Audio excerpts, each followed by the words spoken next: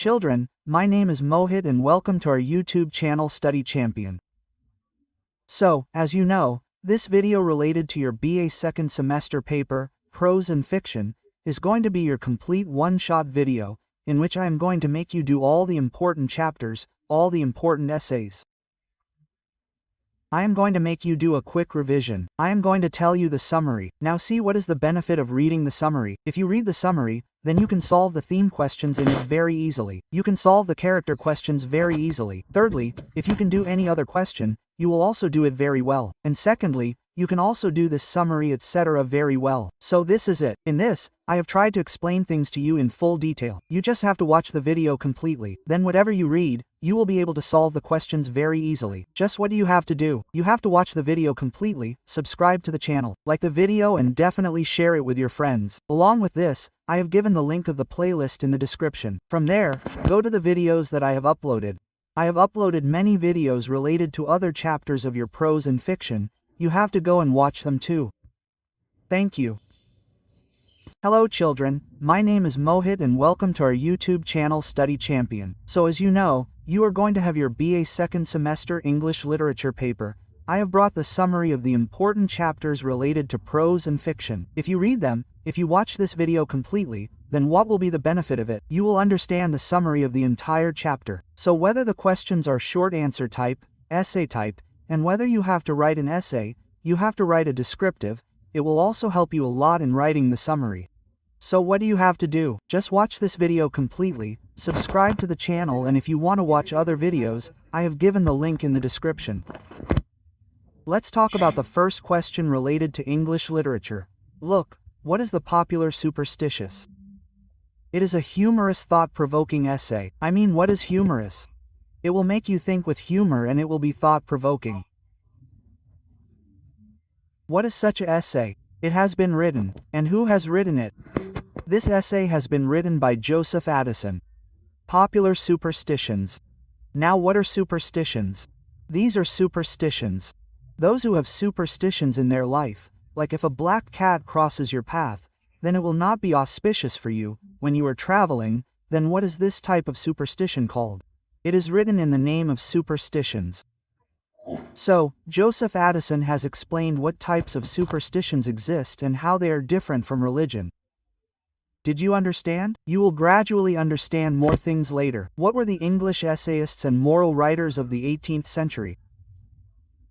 What was Joseph Moore Addison? He was a writer of essay writing and on morality. The essays were originally published in The Spectator. So in which magazine were his essays published? They were published in The Spectator, a popular periodical that entertained and educated the public with essays. So what was their work? Their work was to entertain children, people and the public, to teach them, to make them feel happy, and at the same time they also worked to educate people. Through his essays, Addison critically examines the irrational beliefs and the superstitions. So, what has Addison done in a very critical way? He has tried to examine. He has talked about irrational beliefs, which are our beliefs that have no value, and superstitions, which were prevalent at that time. So you must have understood. Let me tell you the main points. The book named People's Superstitions was written by Joseph Addison in the 18th century, and what was he? He used to write essays and his work was to write moral essays. Along with this essay, was published in The Spectator. He has examined it critically. Meaning, he has tried to examine it critically. Irrational beliefs are our irrational beliefs and superstitions. Let me talk about the main idea. Superstitions are the universal human tendency. So the first thing he said was that superstitions are a universal human tendency.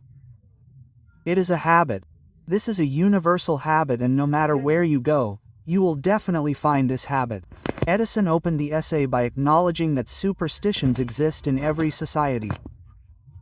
So Addison told that these superstitions are superstitions everywhere. No matter which society you go to, Regardless of education and social status, no matter how intelligent you are, how educated you are and what your social status is, every person believes in some superstition or the other. Even intelligent and educated people are influenced by the irrational fears. Despite this, what are intelligent children, educated people, sensible people? They fall prey to irrational and illogical adders. Rooted in cultural beliefs, religion and tradition. What are all these things? Our culture, our beliefs, our religions, all these things are at its root. So, the main thing is that whether you are educated or not, no matter how intelligent you are, every person in this society falls prey to some superstition or the other. This is its main idea. Did you understand? If you get a question on the main idea, write it down. The first one is superstition as a human tendency. This will be important. The next one is example of the superstitions. He lists the several superstitions of his time. So in that he told what all kinds of superstitions were prevalent in his time. So you have to write this too. The first one is believe in ghosts and spirits. So what did the people of that time believe in? Ghosts and spirits. They believed in ghosts, spirits, evil spirits. Fear of evil. What would happen if something went wrong? Something inauspicious happened. They were afraid. Like breaking a mirror and seeing a black. So if a glass breaks, you don't say that you should never look at your face in broken glass, isn't it? Broken glass should be thrown out of the house. So this was not a superstition in India. This superstition is also found in Europe. What's next? Seeing a black head. If you see a black cat, what does it mean? It can be inauspicious for you. So look at it. Don't think that all these things happen in our house. All these things happen in Europe too. What's next? Trust in astrology and horoscope. So people should have faith in astrology. Astrology means those who do not look at it, they look at their horoscope, etc. So believing in all these things, believing in astrology and believing in horoscope, belief in good and bad, like a person's belief in good and bad luck, all these were popular superstitions of that time. Questions may arise that what were the popular superstitions of that time, so you have to write all these points. He treats this example with a light stratification tone, making the readers reflect without feeling attacked and ridiculous. So in the essay that he has written, he has tried to explain in a very light manner, in a satirical, critical manner, that how people believe in different types of superstitions. The next one is danger of belief, blind belief. So he told one thing, that what kind of danger is there if you blindly believe in something. So what did he tell? Edison argues that superstitions are not only irrational but also dangerous. So what did he say? Edison has said that superstitions are not only dangerous, they are superstitions or irrational associations which have no logic, but they can also be dangerous. They prevent people from thinking logically and can lead to fear, anxiety, and wrong actions. So what do? They force people not to think logically, meaning, brother, you cannot think logically about things. If you have superstitions, then it leads to fear, anxiety, and wrong actions.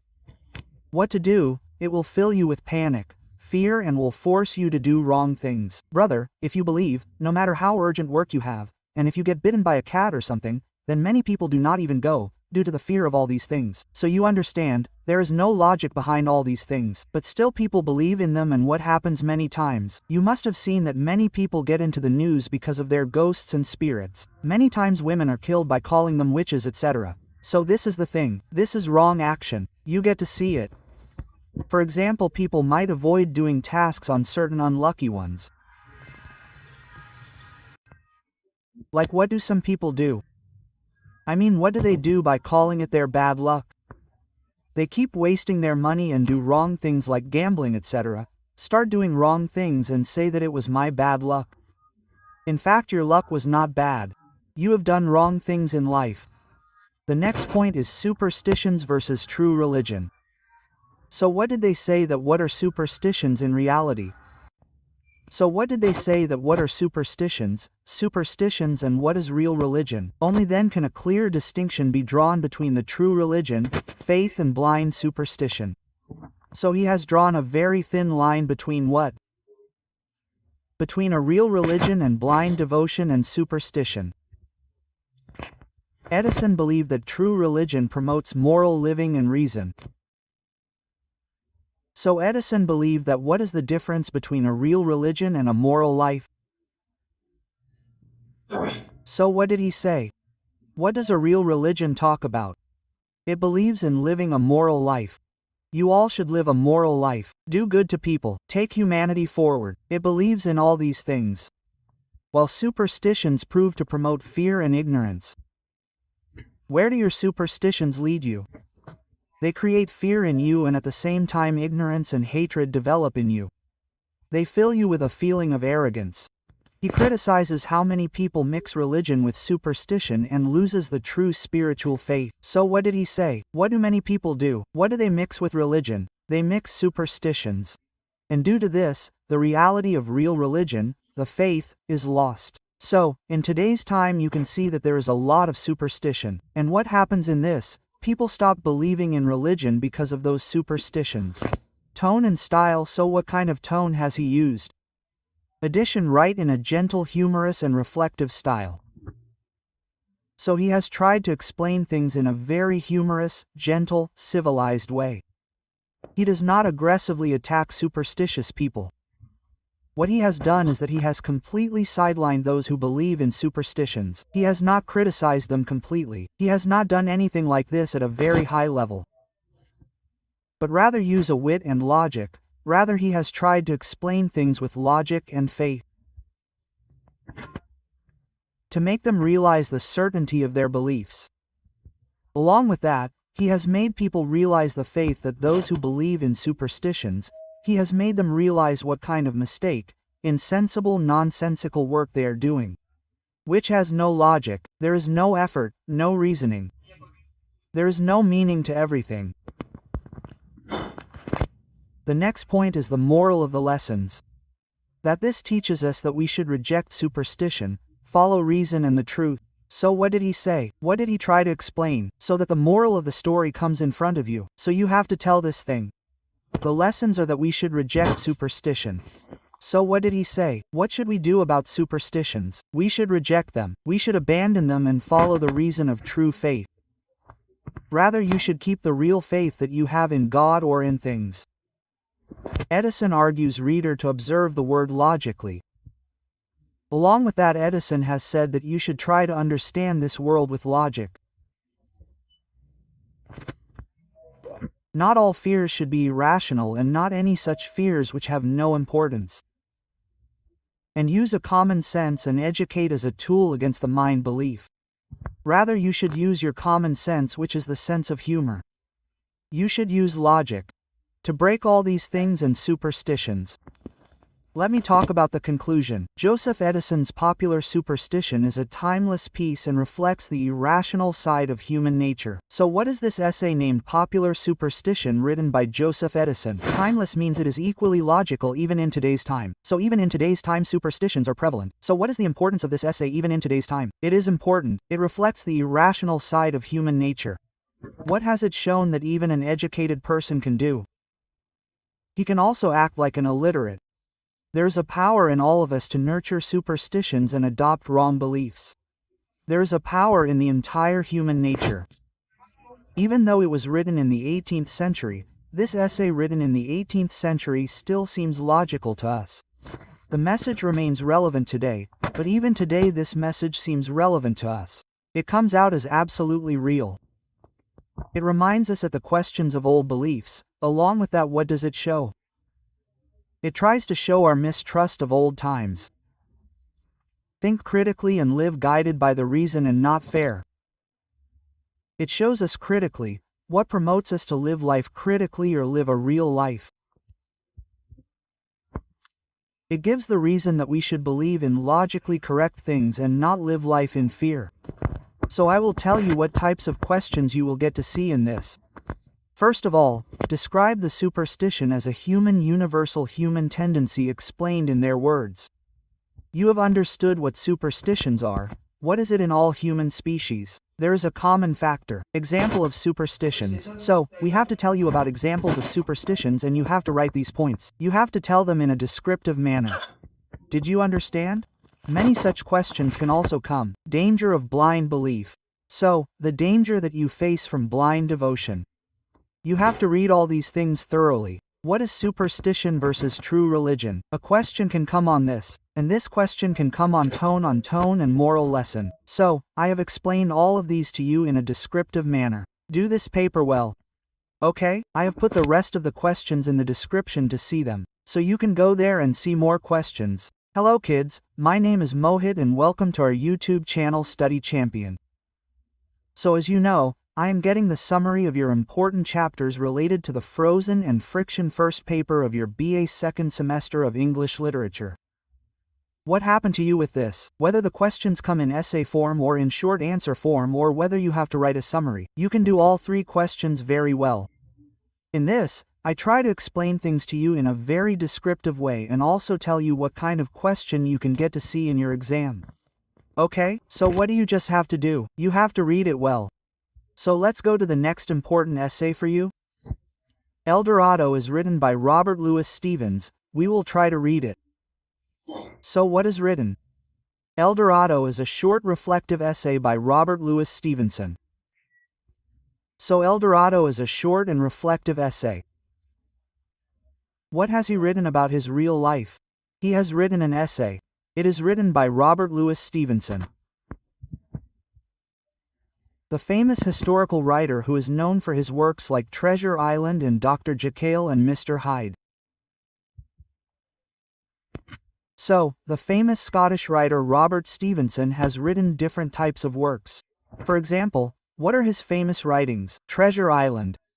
Treasure Island. Dr. Jekyll and Mr. Hyde are his popular books. Did you understand? So, who has written El Dorado? It is written by Robert Louis Stevenson. You should remember this name very well. In this philosophy piece, Stevens uses the tendency of city El Dorado, a place of unimaginable wealth and beauty. So, this story which is in front of you, named El Dorado, he has written the story. What happens in it? What happens in it? There is a place named El Dorado in South America. Like you have seen KGF movie, right? El Dorado has been talked about in it. Is that it? What is it? There's a golden city. Golden city means a place where gold is found. So this friction was written about that place. Who has written it? This story of El Dorado has been written by Robert Louis. Now what happens? There's a place named El Dorado in South America and gold is found there. So what do people go there to do? They go to search. What are they?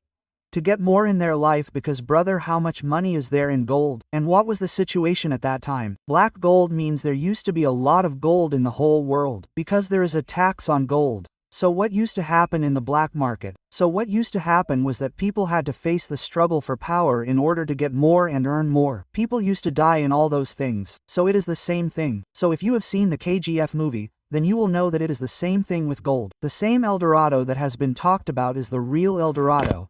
This story written here is based on that by Robert Louis Stevenson.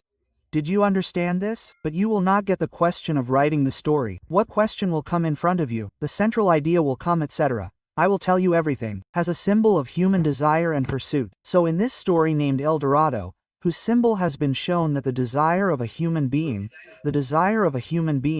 what happens to it with time? It keeps increasing. The essay explores the relentless nature of mankind. So, what is the attempt to show in this? Man is such that no matter what he gets, he never lives a happy and peaceful life. Who is always chasing after something more? And he keeps trying to get something or the other in life. Something better of an unattainable idea. And something better in life no matter what he gets. Did you understand? So this is that the desire of a man never stops. He wants more in life at some point or the other. Let me talk about the central idea, which is going to be the main idea and the most important question. Related to the central idea, I will tell you first so that you understand it well. The name El Dorado refers to a city, mythical, golden city. Meaning, a mythical, unreal, golden city, named El Dorado, which is told in this story. Believed to exist somewhere in South America. So it is believed that it is somewhere in South America. It is called South America, Brazil, etc. Brazil, Argentina, Portugal, etc. Which region do they all come under? You come here. They come under South America, Venezuela, all these countries, so Robert Elson told in his story that there is a golden city called El Dorado somewhere. A city where gold is found in abundance is found. For centuries explorers search for it. And for a very long time, for centuries means for years, the explorers keep searching for it. That means the explorers keep searching for it, hoping to find rich beyond the imagination. In the belief that all those things, which are in that city, will make them so rich that they would not have even thought in their dreams. Stephen uses the legend to reflect the human tendency. Stevens has tried to show through his story and through his characters the human tendency to search for a perfect life. Man has always desired to achieve a perfect life, that is, a life where there is no sorrow of any kind. Rather, there is only happiness. Everything goes according to his wish.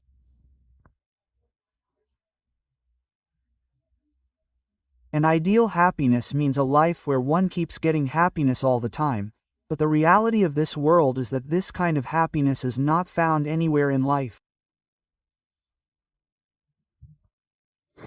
Some kind of sorrow is always going to be there in your life. What are happiness and sorrow in life? There are two aspects of one kind. The next one is the journey versus the destiny. So what question did he tell? It is a very good important point. It can be made from here. What to do on the journey versus the destiny? Comment. Stephen suggests that in life people are never satisfied. So what Stephen has said is that no matter what people get in life, they are never satisfied with what they have. No matter what they have, they will never be satisfied in life. Like those explorers, they always believe that true happiness lies something ahead. So like the explorers, the discoverers, they thought that happiness in life will be found by them somewhere in the future. Some happiness is waiting for them somewhere in this life. But in reality, nothing like this happens. Not in the present moment. So it happens to us also. What do we keep doing in life? Like today, you must be thinking that your exams will be over. After that, it will be all fun, isn't it? Then you will think that after the exam, if you prepare for the competition, if you get a government job, then you will be happy. But that also does not happen. Then after getting a government job, you will think that if I get a promotion, then I will be happy. Marriage, children, all this keeps happening in life. Our real happiness is in the present time. We do not look at that but instead remain busy in achieving the events that will happen in the future. What do we do to achieve our destiny? So, he has tried to tell you that you should live your present life well. Life is more about the journey and more about the destiny. So what is life? It is a journey more than the destiny. Meaning, instead of the last stop, instead of your final goal, it is like a journey in life.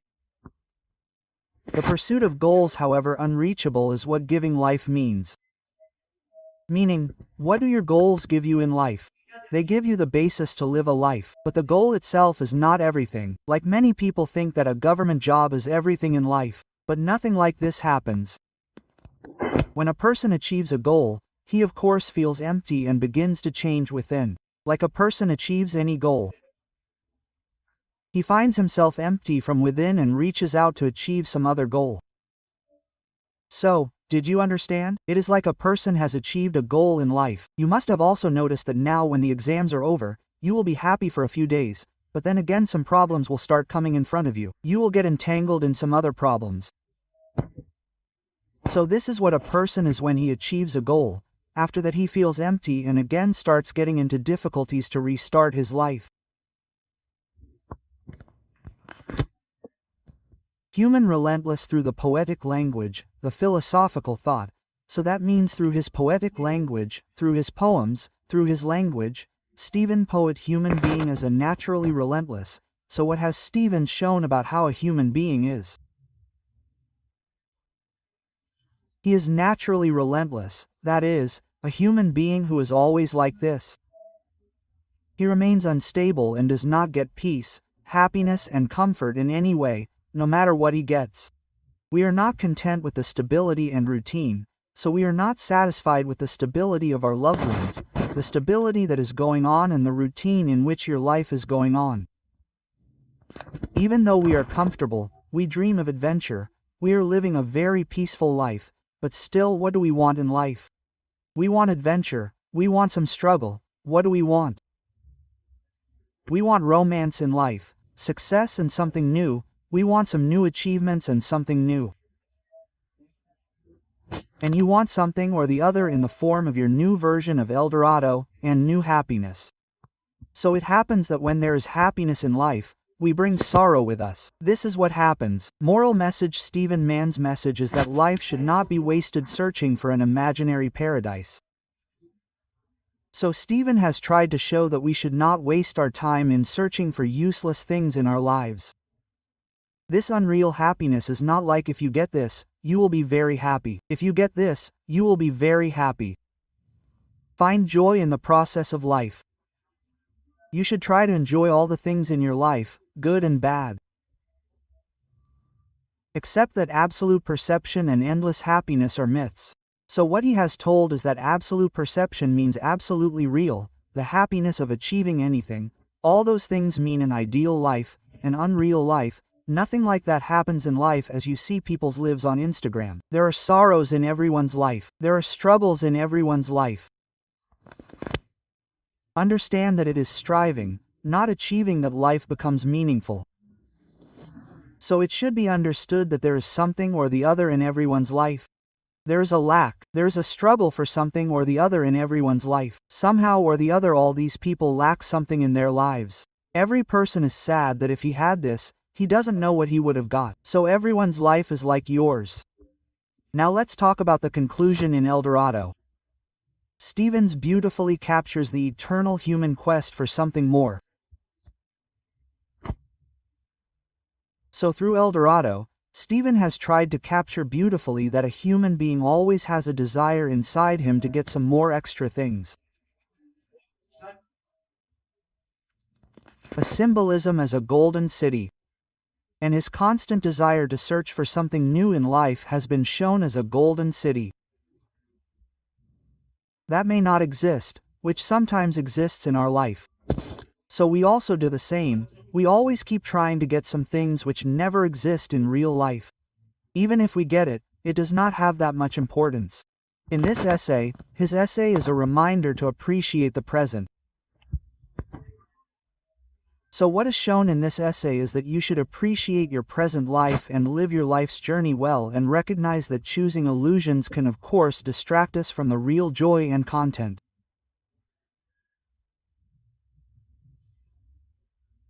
So he has tried to show that in the pursuit of achieving our unreal, illusory things, we get distracted from real happiness, and the distraction in your life, you leave behind the real happiness and the happiness that you are going to get in reality from this journey.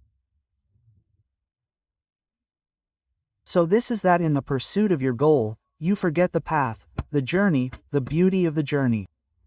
So this is it. What kind of questions can come in this? The question of the most central idea will come. Questions will come from the points taught. The question of the journey versus the destiny can come. Along with this, a question can come in the name of moral of the message. So this chapter is going to be quite long in front of you. So if you have watched the whole video, then subscribe to the channel but have not subscribed. The link of the playlist is given in the description. You can also read more chapters by going there. Thank you. Hello children, my name is Mohit and welcome to our YouTube channel Champion. So as you know, whatever important questions are related to your BA second semester paper, English Literature Prose and Fiction First, I have brought the summary of your important chapters. What will happen with this? Whether you get a summary question, or maybe you get a long type question or you get a short type question. I am going to get the summary of all types of questions in front of you. You will get to see the summary in front of you. So what is the next question in front of you? Has an Astrologer Day by R.K. Narayan. So I am going to tell you about the story called Astrologer's Day written by R.K. Narayan. This poem is going to be a very important story. Did you understand it? And you will also see it in the exam. This is a very important story. Questions can be asked from this time. An Astrologer's Day is a short story written by the famous Indian writer-author R.K. Narayan. So you must have heard the name of R.K. Narayan sometime or the other. He is very famous for what? He is a writer. He is an Indian writer. Who has written what? And as an Astrologer's Day. He has written about the story of an astrologer, that brother, it is the day of an astrologer. He has written a story called that. yet known for its simple yet profound storytelling based on ordinary Indian life. What did he say? He has done the work of telling a very simple but very deep story. What is it related to? He has tried to show a story related to the life of a common Indian man. The story is a band of suspension, irony and the human psychology. So this is the story. What is it related to? You get to see this suspense in it. Irony is seen that people get to see suspense, that is, doubt or confusion between things and human philosophy, how the psychology of humans works. How we think about things, he told about all those things. Set in a small town in South India. Where is this story from? There is a very small town in South India. Its story is told. It follows the life of the man who earns a life by pretending to be an astrologer. So what is this story about? This is a story in which there is an astrologer. What does he do? He tries to tell himself that he is a great astrologer. But in reality he does not have any knowledge of astrology. Even he had no real knowledge of astrology. Despite the fact that he has no knowledge of astrology in reality. Got it? But what does he do? He tries to call himself an astrologer, pretends that I am a great astrologer, but in reality it is not so. Let's talk about the plot. The story begins with the description of a busy marketplace. So, this is the story. Now we will tell you about it, brother. What is the story? We will talk about it in reality. Where does this story begin? Where there is a busy marketplace of a city. A story begins from there. Where the entrant, there is an astrologer, he sits there. Where? Under a tree, under a tree. He sits there. With this tool, whatever tools are there related to astrology, whatever things are there. You sit there with all those things with him. Crown sells, charts and they scared as covered with the forehead. The one who has a chart, in which the Jyotish Kundli etc. is seen, etc. The one who wears a ghost on his forehead sits under his tree, which is a town, a city. There is a tree, he sits under it. He brings all his paraphernalia, to create the appearance of wisdom, and tries to show people that he is a great scholar, has a lot of knowledge about astrology. He attracts the customers through his clever words. And what does he do with all his customers who live there, using his clever words? He tries to cheat people.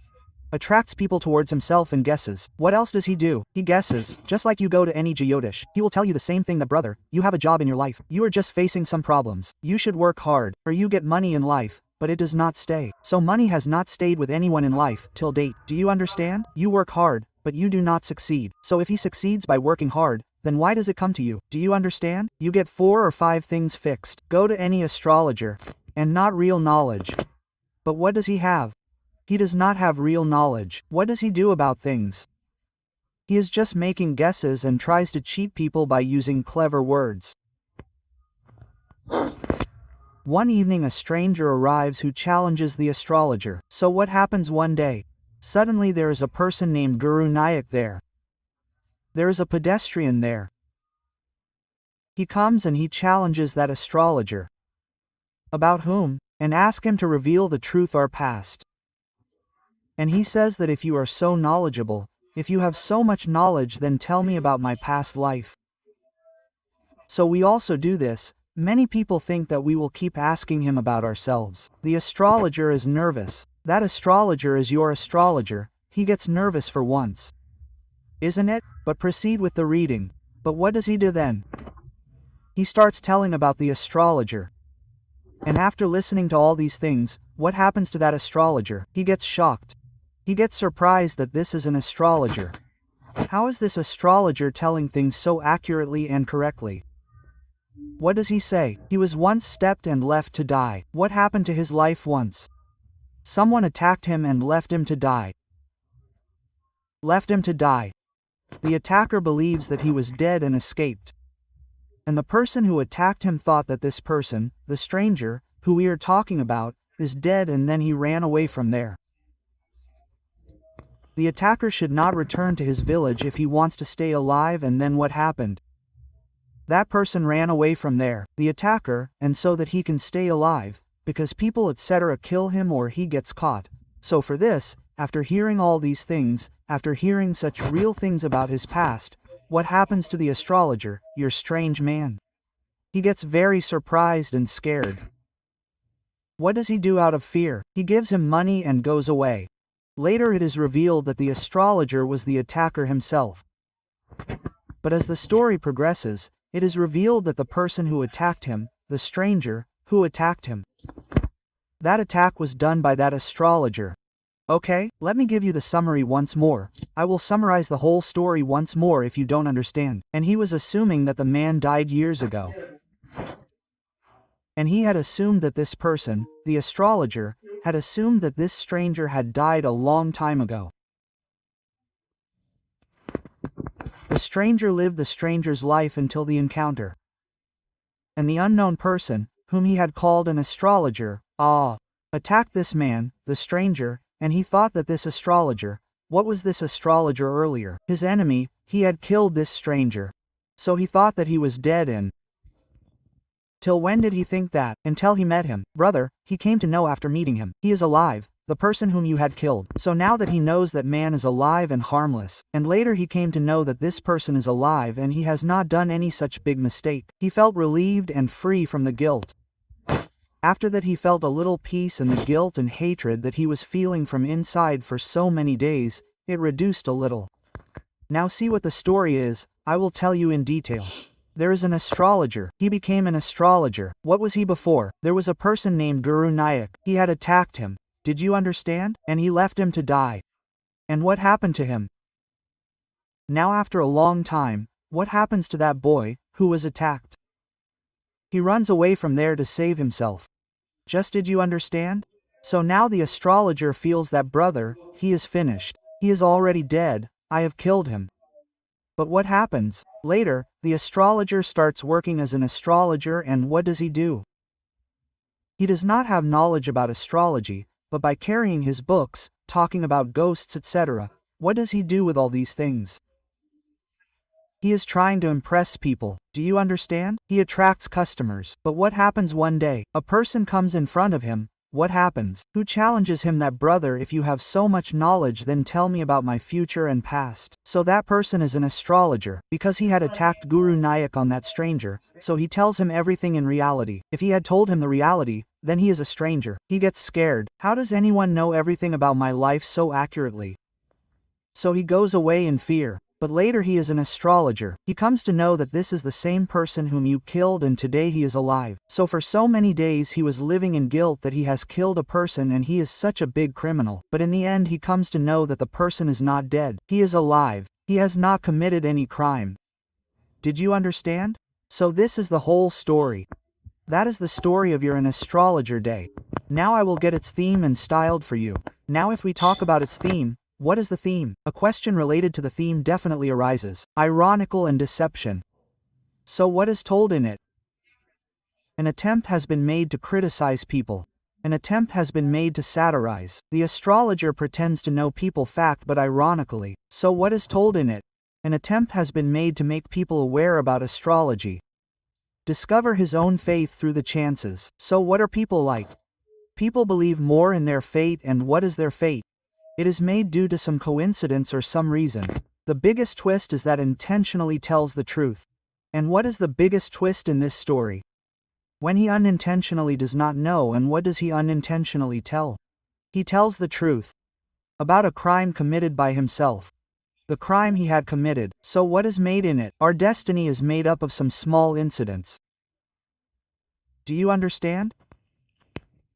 Faith and free will are related to belief and your wish. The story places the idea of destiny and coincidence. So what is told in this story? About your destiny and your destiny. Destiny means about where life wants to take you. And how is it made? It is made about small incidents, about some sudden incidents, showing how something faith reveals itself and in an unexpected way. So it is shown in this that fate often makes you do some unexpected things in life which you do not even expect. Guilt and reduction. The astrologer had been living with the fear of guilt. So the astrologer had killed a person. He felt that way and he was living his life in hatred and guilt for a long time. And the surprise meeting brought him emotional closure and freedom. But one day he suddenly has a surprise meeting in his life. What did that do to him? It freed him from this guilt, and that person is still alive. So through this story it is told that fate often shows us those things which we have never thought of. What is human psychology? R.K. Narayan beautifully shows how people believe in astrology. So R.K. Narayan has very beautifully shown how people believe in astrology. Not because it is real, but because they want to hear something comfortably and dramatically. So, R.K. Narayan has said that people do not believe in astrology because it is real, but because they believe in it because it is real. They believe in it because it is all the things they want to hear in their life.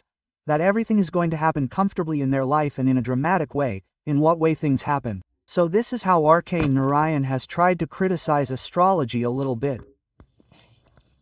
What is the next one?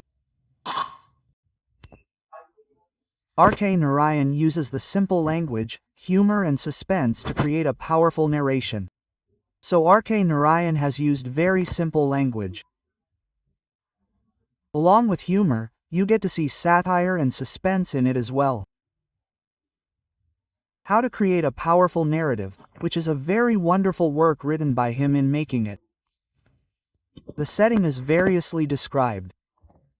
He has tried to portray this story in a very good way. And the characters are realistic and relatable. What are the characters like? They seem exactly like our real life and we can relate to them. We feel them as if they are events around our life. Making the story deeply Indian yet universal. It means that it seems like it could be a story of a common Indian life. It could be a story of common Indian people. But you definitely get to see this story somewhere or the other in the whole world. Talking about the conclusion, An Astrologer Day is not just a story. So the story called An Astrologer Day is not just a story. It is a clever tale of faith and irony and self-realization. This is a story of satire on faith and self-realization, satire on guilt, that is, about the knowledge that a person has in reality. R.K. Narayan masterfully relieves how the past can be unexpressively written. So R.K. Narayan explains how our past, our karma, comes back to us, and how people create their identities through deception, and how people create their identity. And how truth becomes emerged from the very lies we tell. So many times it happens that the truth is revealed to us. Our truth is revealed through the lies we are telling. So he had told this lie as an astrologer that brother, this happens in your life. But what was that? All those incidents were real. The story ends on a nod, relief and reduction. Where does this story end? It ends very peacefully and with reduction, leaving the reader with a mix of surprise and certification. And the reader and the characters in this story read this story with surprise, astonishment and satisfaction. They get satisfaction and are also surprised. So this was your story, An Astrologer Day by the R.K. Narayan. I hope you liked it very much. So what do you have to do? If you have not yet subscribed to the channel, then subscribe. If you have not liked the video, then like it. Thank you children. My name is Mohit and welcome to our YouTube channel Study Champion. So as you know, in your BA second semester English literature paper, Prose and Fiction First, I am doing a summary of all the chapters related to it in Unit First. I am making you revise all of it so that what happens to you, the revision is done. Whatever the question may be, what can you do? You can solve it easily. So that is all you have to do. You have to watch this video completely. If you watch this video completely, I guarantee you that you will not face any problem in the exam, no matter what kind of question you get to see in the paper, if you go with even a little preparation. So let's start. What is the first story that you get to see on the paper? An essay has been written by Ferris Broken in the name of Onstage Studies. Did you understand? So you will see its summary. Then there are 5 questions. We will do that. Let me tell you one special thing. Whoever has not subscribed to the channel, please subscribe to the channel. 90% of the children watch the videos in the channel but do not subscribe to the channel. Along with this, like the video. Do share it with your friends. You will not find such a video dedicated specifically to English literature anywhere else. So look, let me tell you that this essay has been written by Francis Bacons in the name of On Stage Studies. What is it written on? On learning. He has explained how we should study books etc. very well. And when was it written? This essay was written in 1597 and later it was revised by Bacon. Isn't it? So we will first look at it now. I have told you that it was first written in 1597 by Bacon named of Studies. What is this? It is an essay. It is a very important essay. You have to understand it well. What are the things in it? So the first main purpose of studies, as the name suggests, there is a chapter called of studies. So as you know, what are the purposes of studies of any study? The first one is Bacon famously identifies three primary uses of studies. So there are three main benefits of studying. What is the first one? Of delight. What does of delight mean? You read anything for pleasure. Did you understand? What does delightful mean? For enjoyment. So studies provide pleasure and intellectual enjoyment. So when you study, you should enjoy it, get pleasure, enjoyment. Meaning, you should like it and feel good from within. Especially in the mood for retirement. So especially when you are about to retire or when you are sitting alone at home and studying, then you should feel very good from within. Like when you read a story, a newspaper etc. What is it called that which you like after reading it? It is known as study for the delight. It offers a private source of fulfillment and relaxation. So what is the benefit of this? You feel relaxed in life and you feel good for this. What happens in the second? For ornament. So many times what is ornament? To increase your knowledge etc. Did you understand? To gain knowledge through studies and interested conversation and disclosure. So you study for ornamentation. Why does a person study for ornamentation? So that what can he do? So that he can gain knowledge. And what can he do? When you talk to someone in front of you, you should have very good knowledge of speaking. You should have knowledge on that subject. Like if I am teaching you, then what will happen if I study beforehand? I will be able to teach you well. I will be able to converse with you well. So what is this type of study called? This type of study is known as study for the ornamentation. Did you understand? What is done for this? So that you can speak eloquently. Eloquently means speaking for effective speaking so that you can speak well so that you have good intelligence, and this study is mostly done for public speaking. The next one is for ability studies to equip individuals with the capacity for sound judgment and effective decision-making. So what is the ability for you? For your public, for your business, for the work you do, if you study for that, it is known as study for the ability. I will tell you one more thing. If you study like this in life, then experience is also very useful for you. So for example, you understand what you do. You do it, like if I do the work of teaching, then if there is a famous teacher who has written a book on teaching, then I will read it, then what benefit will I get from this? This thing will benefit me in improving my skill on teaching. So what is the study of this thing called? It is known as study for the ability. Look, I will teach you quickly so that your quick revision can be done. Moderation and balance. So Bacon's question against the excessive study. Bacon told about moderation of balance, and balance means what should you do with your studies? You should do it in a controlled and moderate manner. If you do it too much, it will not be beneficial. It can also have some disadvantages. So what did he tell him? The first point, too much study for delight leads to laziness. So any person who studies for delight will do it for that. If he does it too much, will he become lazy? What does lazy mean? He became lazy. Did you understand? Remember it like a sloth. Hey, sloth is an animal. It is like a bear, it just works very slowly. So that is why the word sloths has been made, and sloth means laziness. Too much study for ornament leads to the affection. So, if you study too much for ornament, then what is ornament? If you study too much for public speaking, then what will happen to you? The feeling of showing off will increase a lot in you. There is a feeling of affection, of attracting people. You will get into the habit of telling people exaggerated things. To make judgments solely based on rules, learn from the book lead to the humor of scholars. A lack of practice, wisdom and quality. So, if you concentrate more on reading books alone, on reading their knowledge, their rules, regulations, etc., then what will happen? Humor of a scholar. So, you will become like that of a knower. Meaning, you will keep reading very simple rules, regulations, but will not be able to apply them in life. So, what do you have to do? They told you that you have to keep your studies limited so that what can be achieved from it? Do only that much of your study that it is just useful for you in life. Did you understand? You don't have to do more. So what did they tell you? If you study too much for pleasure, you will become lazy. If you study too much for affection ornamentation, you will become a victim of affection. You will start shopping too much. And if you study for judgment, you will be left behind in practice and adaptability.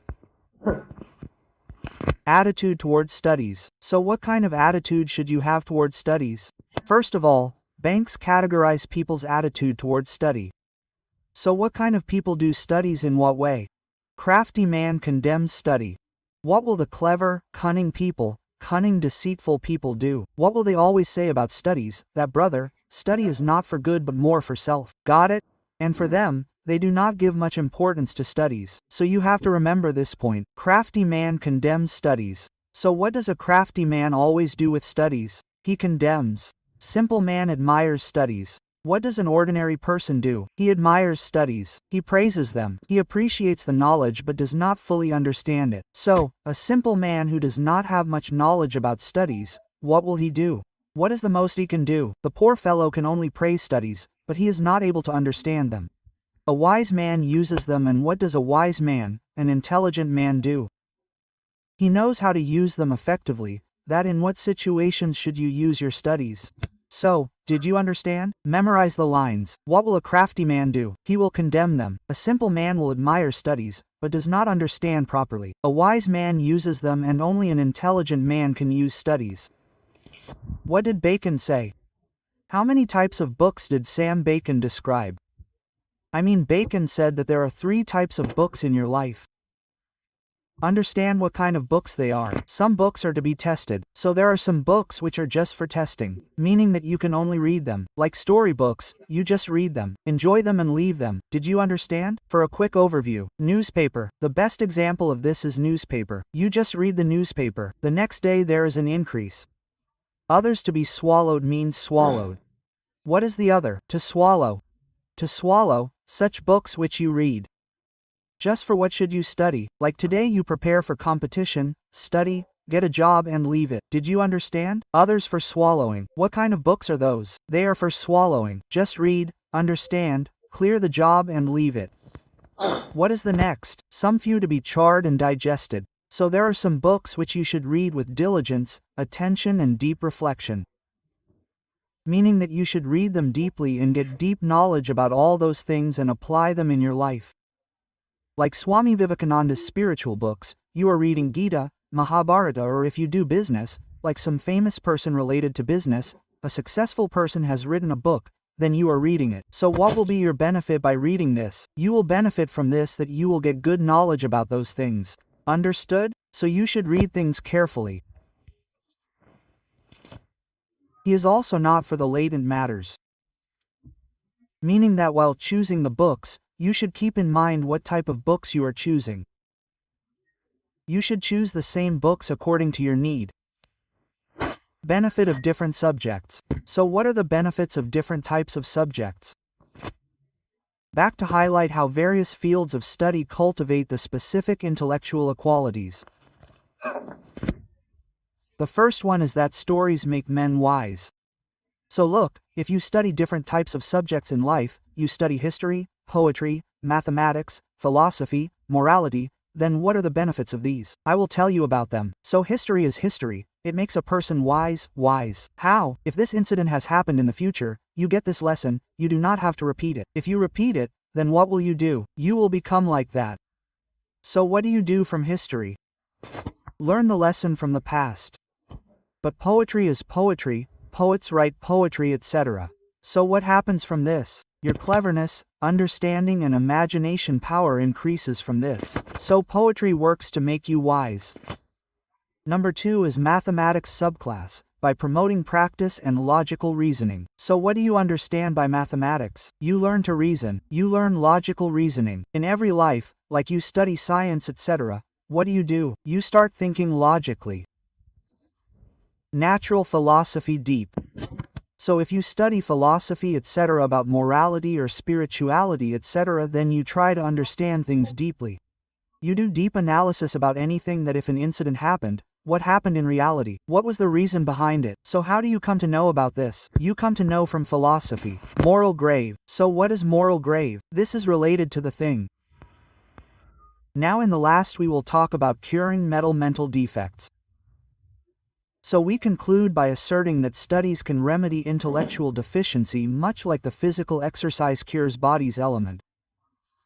So what has he tried to tell?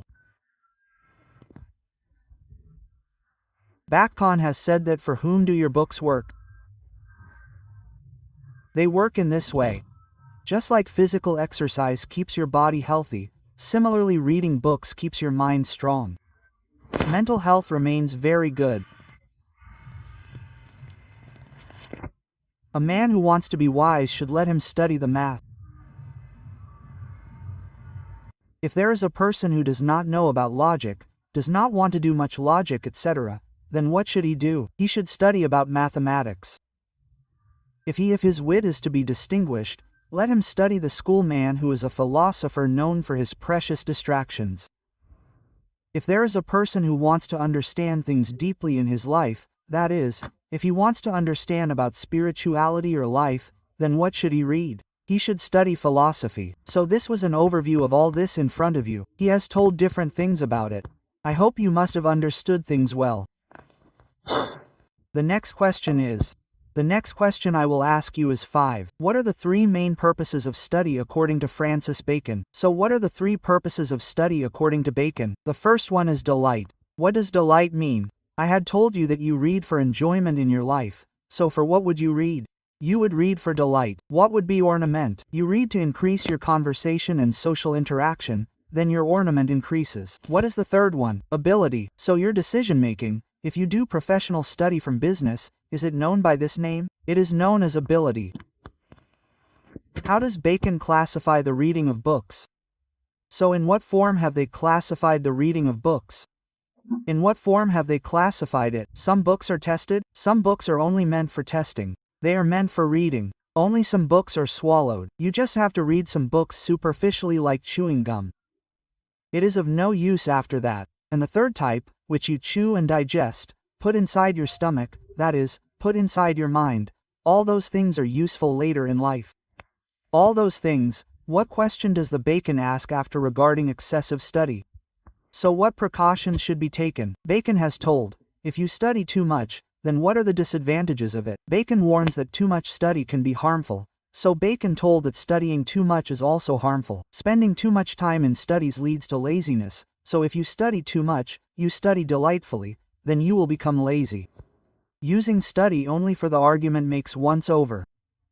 So if you use studies too much for arguments and reasoning, then you will start believing in pretense. Relying solely on book learning without action makes 1 unit for practical affairs. So if you depend too much on just one book, then what will you be? You will not be able to know about the reality of life. Question number 4. How does Bacon relate specific study to the study of the mental development? So what type of study has he told for mental development? Who studies history first? For intelligent people. Poetry for imagination. Mathematics to make you apply logical reasoning to things intelligently. Philosophy to understand things deeply. Ethics to build your character. So question number 5 is, what is the Bacon overall message in office study? The most important question can come. Bacon's central message is that studies are essential for intellectual growth. The studies that are done are very important for the mental growth of a person, but they must be done widely, but they should be done wisely. They should delight the mind. What can they do to your mind? They are good for your mind. Refine speech. They also make your speeches, etc. better, and in that, they improve practical judgment, and they also improve your thinking ability. So, at that stage, reading, writing, and discussion are the important parts. So, reading, writing, and discussion are all three important parts. Knowledge is most valuable when applied throughout life. Knowledge is very good, but when does it become good? It becomes good only when you apply it in life. So, this is what Beko said: don't just study. Apply your studies in life as well.